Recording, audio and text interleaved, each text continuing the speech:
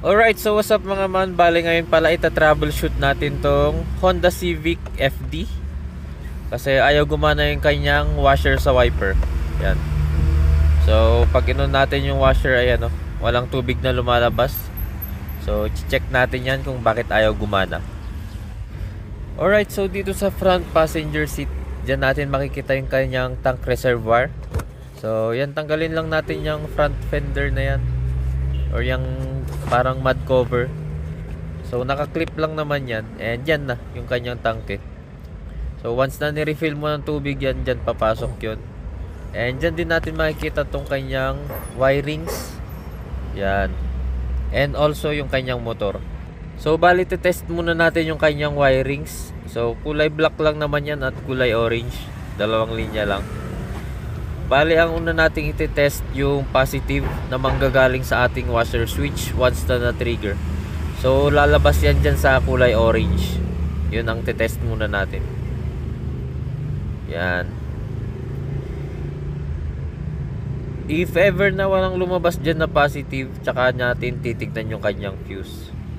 So yan, check na natin. Lagay lang natin yung tester sa negative. Yan. So once na inon natin yung kanyang washer, dapat may positive dyan na lalabas.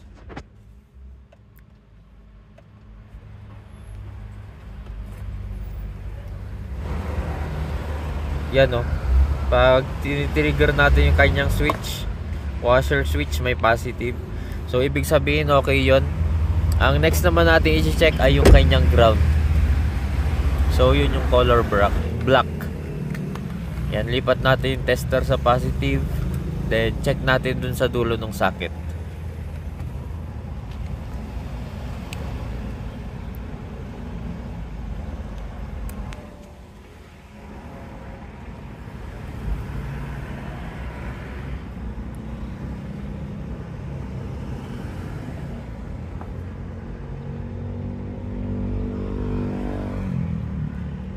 Yun, ayos din yung kanyang negative.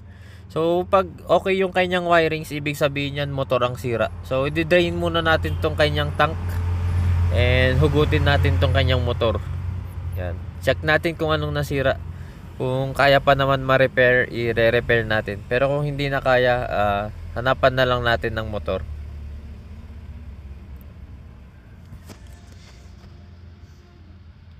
So hilain lang natin yan kanyang motor dahan-dahan. Medyo mahigpit yan kasi may rubber yan. Kaya makapit-kapit yan.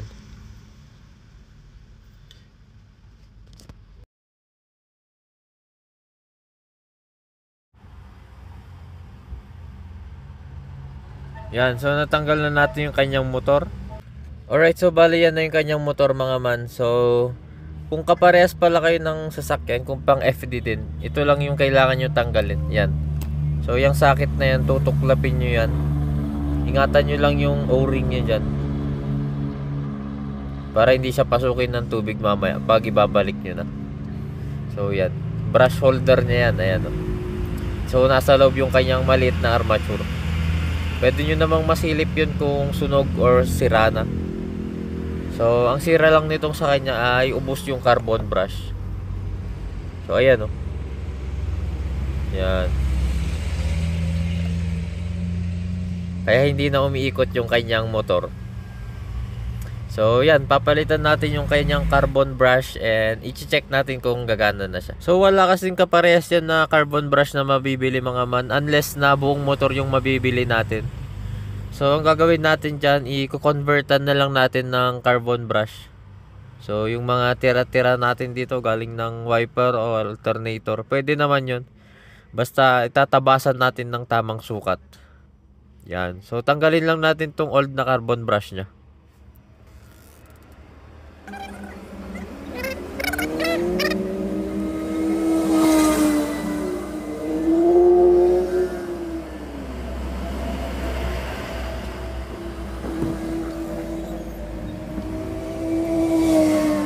So bali ito ang sample na ilalagay natin. Yan, tatabasin lang natin yan. So fast forward na natin mga man. Pakita ko na lang pag once na lagay na natin yung bagong carbon brush. Alright, so ito na mga man na convertan na natin ng carbon brush. So ayan, makapal na. And kung mapapansin nyo, medyo tinabasan natin yung bandang taas.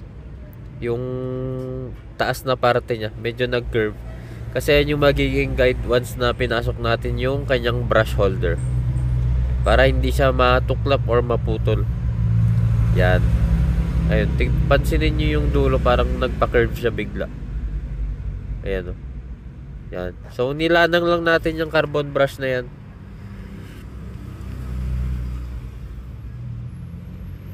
Yan. So babalik na natin siya and check natin kung gagana na yung kanyang motor. Yan.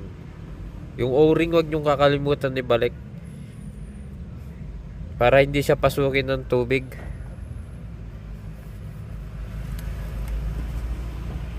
So yan, titest na natin siya. Yun. Gumagalaw na yung kanyang motor. Bali, try natin lagyan ng unting tubig dyan. Check natin kung kaya niya. Yan. Bago natin isalpak. Pero okay na yan sigurado. Yan o, may tubig.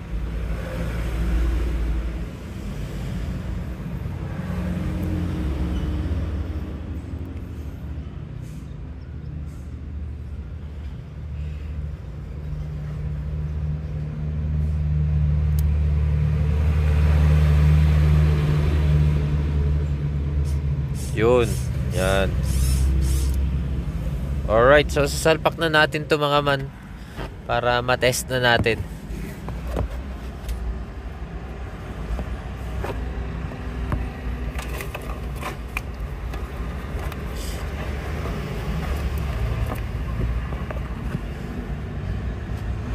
Alright, so bali nilagyan natin ng gasket yung ano niya, dulo. So yan. Or kung may beta gray kayo, ganun. Basta pwedeng pang seal, pang tulong pang seal. Para hindi siya mag-leak. Yan. So, salpak lang natin itong kanyang motor.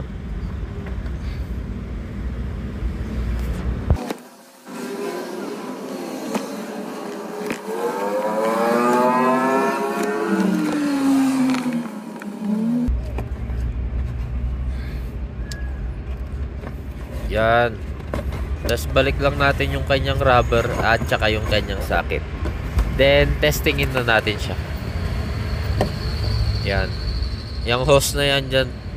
Yan yung linya niya papunta sa ano, washer mismo. Diyan papasok yung tubig.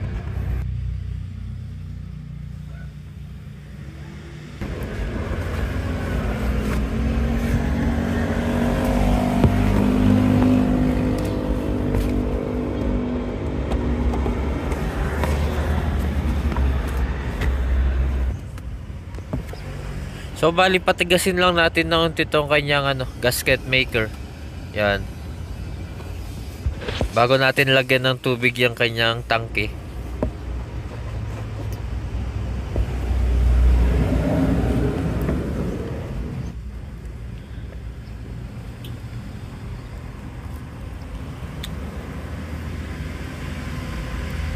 So yan, re-refillan na natin ng tubig yung kanyang tank niya. Yan.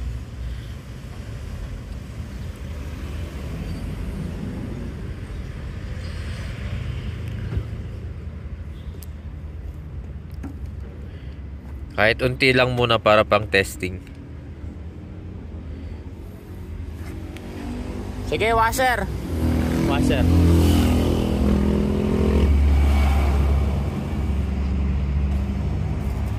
Yun.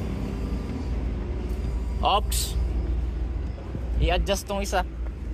Alright, so okay na mga man, gumagana na yung ating washer. So i-adjust lang natin tong right side na washer nya. Kasi masyadong mababa yung buga. So kulang tayong karayom pag ganyan.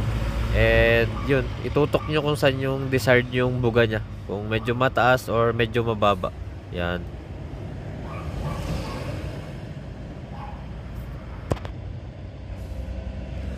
Sige nga. Oops. Sige, isa pa.